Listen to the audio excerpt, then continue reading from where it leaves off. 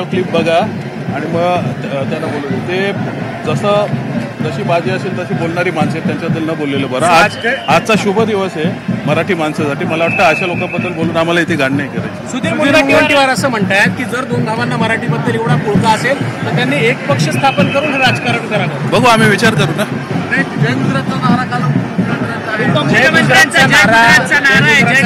नारा त्यांच्या पार्टीच्या अनुषंगाने दिलेला नारा आहे तो.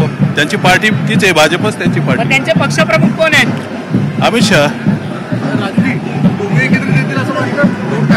आज तरी किमान मराठीच्या मुद्द्यावर दोघे एकत्र आहेत. पुढे आम्ही काय सांगू शकतो. हा विषय बीएमसी इलेक्शनचा नाहीये.